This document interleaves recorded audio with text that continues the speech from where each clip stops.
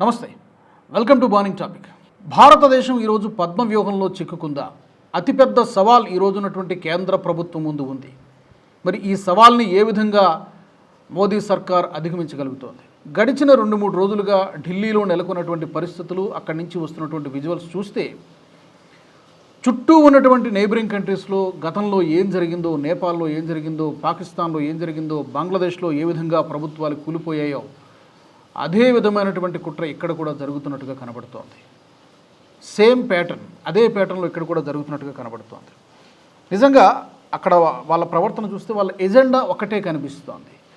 NEET exam paper leakage అనేటువంటి ఒక అంశాన్ని తీసుకొని దాని ముసుగులో విధ్వంసం సృష్టించేటువంటి ప్రయత్నం జరుగుతోంది. నిజానికి నీట్ ఎగ్జామ్కు సంబంధించినటువంటి రాసినటువంటి ఎగ్జామ్ అభ్యర్థులు కానీ, రాయబోయేటువంటి అభ్యర్థులు కానీ, లేకపోతే వాళ్ళ తల్లిదండ్రులు కానీ ఎవ్వరూ కూడా అక్కడ ఆ ప్రాంగణంలో కనిపించడం లేదు. కానీ ఇక్కడ ఉన్నటువంటి ఈ వ్యక్తులు కానీ వీళ్ళందరూ కూడా సింగిల్ పాయింట్ ఎజెండాగా పనిచేస్తూ ఉన్నారు. అదే మోదీ సర్కార్ని ఏ విధంగా అస్థిరపరచాలి, లేకపోతే గద్దె దించేయాలి. ఈ సింగిల్ పాయింట్ ఎజెండాగానే మొత్తం కోఆర్డినేటెడ్గా పనిచేస్తున్నట్టుగా కనబడుతోంది. అందుకని నేను వచ్చినటువంటి స్టేట్మెంట్లు కూడా మన ప్రతిపక్ష నాయకుడు రాహుల్ గాంధీ నుంచి వచ్చినటువంటి స్టేట్మెంట్స్ కూడా అదే కనబడుతోంది. ఎడ్యుకేషన్ సెక్టార్లో రిఫార్మ్స్ జరగాలని ఆయన కోరటం లేదు, క్షమాపణ చెప్పాలంటున్నారు. పెద్ద డిమాండ్ ఏంటంటే ప్రధానమంత్రి మోదీ రాజీనామా చేయాలి, హోంమంత్రి అమిత్ షా రాజీనామా చేయాలి, ఎడ్యుకేషన్ మినిస్టర్ ధర్మేంద్ర ప్రధాన్ రాజీనామా చేయాలి.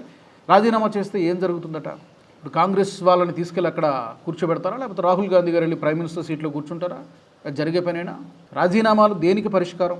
కరెక్ట్ టైంలో ఇన్ని రోజులు కూడా ఈ కాక్రోచ్ జనతా పార్టీకి ఎక్కడ మద్దతుగా మాట్లాడినటువంటి కాంగ్రెస్ పార్టీ రాహుల్ గాంధీ కరెక్ట్ టైంలో ఇక్కడ ఎంట్రీ ఇచ్చినట్టుగా కనబడుతోంది. దీన్ని హైజాక్ చేసేటువంటి ప్రయత్నం కూడా జరుగుతోంది అని చెప్పి ఆమ్ ఆద్మీ పార్టీ కూడా గగ్గోలు పెడుతోంది. ఎందుకంటే ఆమ్ ఆద్మీ పార్టీ నుంచి పుట్టినటువంటిదే ఈ సీజేపీ కూడా, కాక్రోచ్ జనతా పార్టీ కూడా. ఇందులో ఉన్నటువంటి సౌరవ్ దాస్ కానీ, లేకపోతే ఫౌండర్ అయినటువంటి అభిజిత్ దిప్కే కానీ, ఇంకొకడు విజేతా దహ్యా కానీ, వీళ్ళందరూ కూడా గతంలో ఆమ్ ఆద్మీ పార్టీలో సోషల్ మీడియా విభాగంలో పనిచేసినటువంటి వాళ్ళే. ఒక విధంగా చెప్పాలంటే ఆమ్ ఆద్మీ పార్టీ 2 లేదా బి టీమ్ అని కూడా చెప్పొచ్చు. సో ఇప్పుడు మోదీ సర్కార్ని పడగొట్టాలి. సరే, అజెండా ఏంటి? నిజమైనటువంటి వాళ్ళు చెబుతున్నటువంటి కారణం ఏంటి? నీట్ అవకతవకల్లో, ఎగ్జామ్ ప్రశ్నాపత్రానికి సంబంధించి జరిగినటువంటి అవకతవకల్లో విద్యార్థులకు న్యాయం చేయాలి. మరి దానికి సంబంధం లేకుండా అక్కడ జరుగుతున్నది ఏంటి? వాళ్ళు చెబుతున్నది ఏంటి? అక్కడ జరుగుతున్నది ఏంటి? యాంటీ ఇండియా స్లోగన్స్ ఎందుకు వస్తున్నాయి? అక్కడ ఎందుకు వినబడుతున్నాయి? నీట్ ఎగ్జామ్కి దానికి ఏమైనా సంబంధం ఉందా? యాంటీ ఇండియా స్లోగన్స్ అక్కడి నుంచి ఎందుకు వినబడుతున్నాయి? నేపాల్ లాగా చేస్తాం, నేపాల్లో ఏం జరిగిందో ఇక్కడ కూడా అలాగే చేసి చూపిస్తామని చెప్పి ఒకడు మాట్లాడుతూ ఉన్నాడు. దానికి నీట్ ఎగ్జామ్ పేపర్కి ఏమైనా సంబంధం ఉందా? మరి నేపాల్ ప్రస్తావన ఎందుకు వస్తోంది? పార్లమెంటును లేపేస్తామని చెప్పి ఇంకొకడు కూడా మాట్లాడుతున్నాడు. తర్వాత ఆఫ్ఘనిస్తాన్ జెండాలు పట్టుకొని తిరుగుతున్నారు. అదే ప్రాంగణంలో, అదే ఢిల్లీ వీధుల్లో పాకిస్తాన్ జెండాలు పట్టుకొని తిరుగుతున్నారు. వీళ్ళ ఎజెండా ఏంటి అన్నది అక్కడే అర్థమైపోతుంది. యాంటీ ఇండియా, భారత వ్యతిరేక శక్తులు వెనకుండి వీళ్ళందరినీ కూడా ఉపయోగించుకుంటుంది, వాడుకుంటుంది, ఎక్స్ప్లాయిట్ చేసుకుంటుంది అనేటువంటి విషయం వీళ్ళు రియలైజ్ కాకపోతే చాలా పెద్ద ప్రమాదం. ఇక్కడ ఎవరి ఎజెండాలు వాళ్ళకున్నాయి. 2-3 శక్తులు ప్రధానంగా పనిచేస్తూ ఉన్నాయి. ఏంటవి? ఒకటి లెఫ్ట్ పార్టీలు, అంటే ఆ లెఫ్ట్ పార్టీలకు చెందినటువంటి స్టూడెంట్ వింగ్స్ చాలా యాక్టివ్గా పనిచేస్తూ ఉన్నాయి. కమ్యూనిస్టులు కూడా దీనికి వ్యతిరేకంగా మాట్లాడుతూ ఉన్నారు. వాళ్ళు ఇప్పటికే దేశంలో రాజకీయంగా ఉనికిని కోల్పోయారు. అయినప్పటికీ కూడా బీజేపీకి ఏం చెడు జరిగినా, లేకపోతే బీజేపీ మోదీ సర్కార్ గద్దె దించేస్తే చాలు, దిగిపోతే చాలు, మేము సంతోషపడతాం. దానివల్ల వాళ్ళకు వచ్చే ప్రయోజనం ఏమీ ఉండదు. సో వాళ్ళ ఎజెండా వాళ్ళకు ఉంది, చాలా క్లియర్గా వాళ్ళు పనిచేస్తున్నారు. ఇంకో పక్క కాంగ్రెస్ పార్టీ రంగంలో దిగింది. రాహుల్ గాంధీ, ప్రియాంక గాంధీ, మల్లికార్జున ఖర్గే గారు రంగంలో దిగారు. నిన్నేమో హడావిడి చేశారు, ప్రధానమంత్రి మోదీ ఇంటి ముందు హడావిడి చేశారు, చివరికి పోలీసులు లాక్కెళ్ళారు. మళ్ళీ ఈరోజు పార్లమెంటు ప్రాంగణంలో నల్ల చొక్కాలు వేసుకొని వచ్చారు, నిరసన తెలియజేస్తున్నారు. ఈ డ్రామా కొత్తదేం కాదు. నిజానికి ప్రతి పార్లమెంటు సమావేశాలకు ముందు కూడా జరిగేటువంటి డ్రామాని ఇప్పుడు కూడా మరొక అంశాన్ని, ఇప్పుడు కూడా జస్ట్ ఫారెన్ టూర్ వెళ్ళారు, 15-20 రోజులు కనబడలేదు, సడన్గా వచ్చి ప్రత్యక్షమయ్యారు. ఇప్పుడేమో కాక్రోచ్ జనతా పార్టీ ముందు, లేదా కాక్రోచ్ జనతా పార్టీ పేరెత్తడం లేదు కానీ విద్యార్థులకు మేము అండగా ఉంటామని చెప్పి రాహుల్ గాంధీ గారు అడ్డంగా నిలబడుతూ ఉన్నారు. సో కాంగ్రెస్ పార్టీ ఎజెండా ఏంటి? డెఫినెట్గా ప్రతిపక్ష పార్టీగా ఉంది కాబట్టి బీజేపీ దిగిపోవాలి పవర్ నుంచి, మనం పవర్లోకి వెళ్ళాలి. పవర్లోకి వెళ్ళాలనుకోవడంలో తప్పులేదు. ప్రజలు ఇవ్వాలి పవర్, బలవంతంగా లాక్కోవడం కాదు. అప్రజాస్వామిక పద్ధతుల ద్వారా కాదు, దాన్ని ప్రజలు హర్షించరు.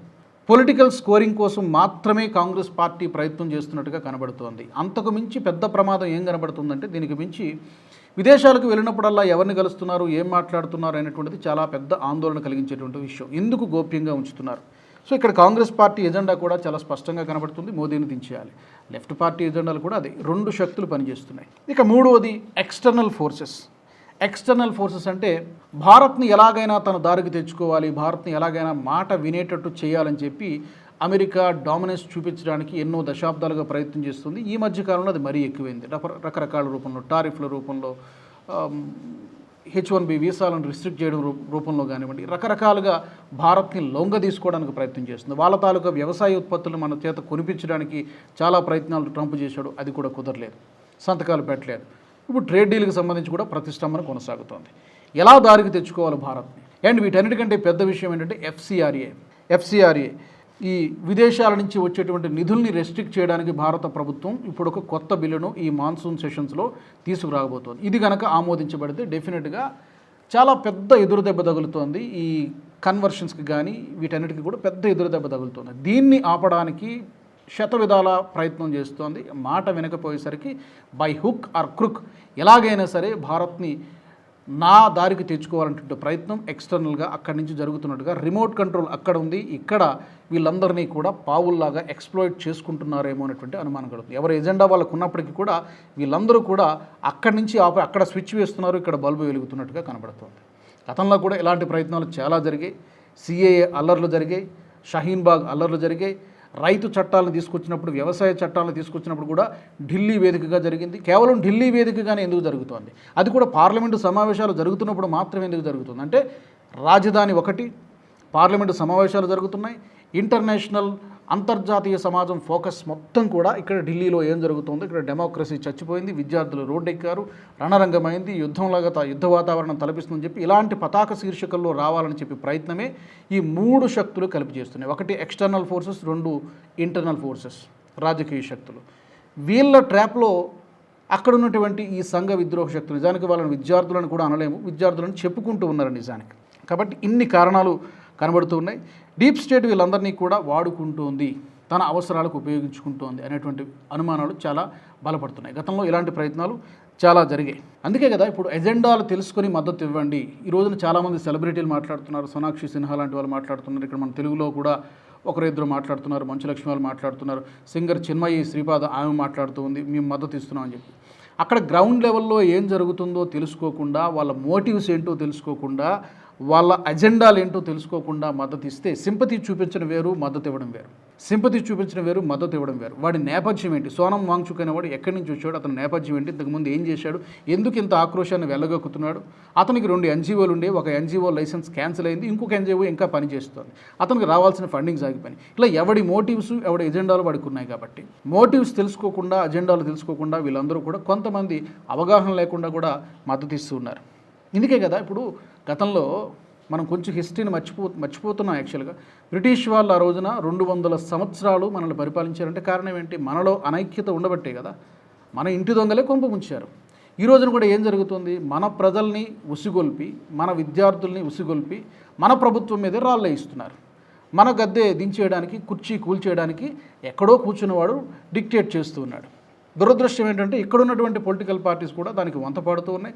వాళ్ళ పొలిటికల్ స్కోరింగ్ కోసం, వాళ్ళ పొలిటికల్ మైలేజ్ కోసం దీనికి సపోర్ట్ చేస్తున్నాయి. ఇంతకంటే దౌర్భాగ్యం ఉన్నటువంటి పరిస్థితి ఇంకోటి ఉండదు. గతంలో నిజానికి ఇలాంటి ప్రయత్నాలు చాలాసార్లు జరిగాయి. ఇప్పుడు వాటన్నిటికంటే పెద్ద ఎత్తున ప్రయత్నం జరుగుతుంది. ఈసారి ఎలాగైనా సరే మోదీని దారికి తీసుకురావాలని చెప్పి. మరి ఈ పద్మవ్యూహంలో నుంచి మోదీ సర్కార్ బయట పడగలుగుతుందా?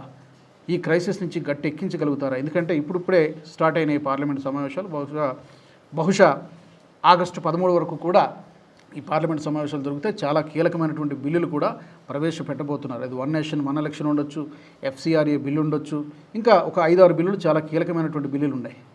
వీటన్నింటినీ అడ్డుకోవడానికి, చర్చ జరగకుండా ఉండడానికి ఈ రభస గలాట ఇదంతా కూడా చేసేటువంటి ప్రయత్నం జరుగుతుంది. పర్టికులర్గా ఎఫ్సిఆర్ఏ దీన్ని అడ్డుకొని తీరాలని చెప్పి బయట నుంచి, సిఐఏ నుంచి చాలా గట్టి ప్రయత్నం జరుగుతున్నట్టుగానే కనబడుతోంది. మరి మీరు చెప్పండి, మీ అభిప్రాయాలు ఏంటి? ఢిల్లీలో ఏం జరుగుతోంది? వాళ్ళ ఎజెండా ఏంటి? మరి ఈ క్రైసిస్ నుంచి, లేకపోతే ఈ సమస్య నుంచి మోదీ గట్టి ఎక్కించగలుగుతారా? బయట పడగలుగుతారా?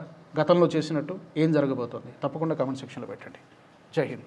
ఈ వీడియో మీకు నచ్చినట్టయితే లైక్ చేయండి, 10 మందికి షేర్ చేయండి. అలాగే కామెంట్ల రూపంలో మీ అభిప్రాయాలను మాతో పంచుకోండి. Nationalist hub group of channels ను సబ్స్క్రైబ్ చేసుకుని తెలుగునాట జాతీయవాద జర్నలిజాన్ని ప్రోత్సహించండి. ఈ వీడియో కింద ఉన్న బెల్ ఐకాన్ పై క్లిక్ చేయడం మర్చిపోవద్దు.